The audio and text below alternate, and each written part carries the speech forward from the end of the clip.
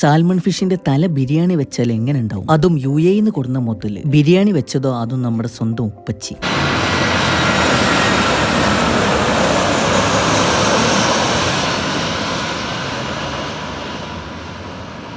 പുലർച്ചെ 3 മണി നമ്മുടെ സ്വന്തം കരിപ്പൂർ എയർപോർട്ടിൽ നമ്മുടെ ഉപ്പച്ചി ഷാർജയിൽ നിന്ന് ലാൻഡ് ചെയ്യാണെന്ന്. നമ്മുടെ ഉപ്പച്ചിനെ കാണാത്തൊരു കണ്ടുള്ളി ഷാർജയിലെ ഷെയ്ഖിന്റെ മെയിൻ ആളാണ് കേട്ടോ. ഏകദേശം 45 വർഷത്തോളം കഴിഞ്ഞു നമ്മുടെ ഉപ്പ പ്രവാസ ജീവിതം തുടങ്ങി. ഉപ്പാനോട് സാൽമൺ ഫിഷിന്റെ തല പ്രത്യേകം കൊണ്ടുവരാൻ പറഞ്ഞിരുന്നു. ഈ ഒരു സാധനം കൊണ്ട് ഉപ്പച്ചി ഉണ്ടാക്കുന്ന ബിരിയാണി ഉണ്ടല്ലോ, അത് വേറെ ലെവലാണ് മക്കളെ. ഫ്രീസറിൽ വെച്ച് തല കുറച്ച് കട്ടായിരുന്നു, അതുകൊണ്ടാണ് മാരകായുധങ്ങൾ ഉപയോഗിക്കേണ്ടി വന്നത്. ഉപ്പാന്റെ സ്പെഷ്യൽ കൂട്ടാണ്, നോട്ട് ചെയ്ത് വെച്ചോളി. ഉപ്പ്, മഞ്ഞപ്പൊടി, മുളക് പൊടി, കാശ്മീരി മുളക് പൊടി, കുരുമുളക് പൊടി, പിന്നെ കുറച്ച് വെളിച്ചെണ്ണ ഒഴിക്കുക, കുറച്ച് നല്ല ജീരകം പൊടിച്ചതും കൂടി ഇട്ട് കൊടുത്തിട്ട് മീൻ അങ്ങോട്ട് നന്നായിട്ട് മസാലയിൽ തേച്ചങ്ങോട്ട് കുളിപ്പിച്ചെടുക്കണം കേട്ടോ. ഒരു അറബിക് സ്റ്റൈലിലാണ് ഉപ്പാന്റെ സ്പെഷ്യൽ ബിരിയാണി. കൂടുതൽ മസാല ഒന്നും വേണം. സംഭവം കുറെ ബിരിയാണി കഴിച്ചിട്ടുണ്ടെങ്കിലും ഉപ്പാന്റെ ബിരിയാണി അത് വേറെ ലെവൽ തന്നെയാണ്. മസാല കൂട്ടിച്ചിട്ട് ഒരു 1/2 മണിക്കൂർ റെസ്റ്റിൽ വെക്കുക. അടുപ്പത്ത് പാൻ വെച്ച് നന്നായിട്ട് ചൂടായതിനു ശേഷം കുറച്ച് വെളിച്ചെണ്ണ ഒഴിച്ചെടുക്കുക.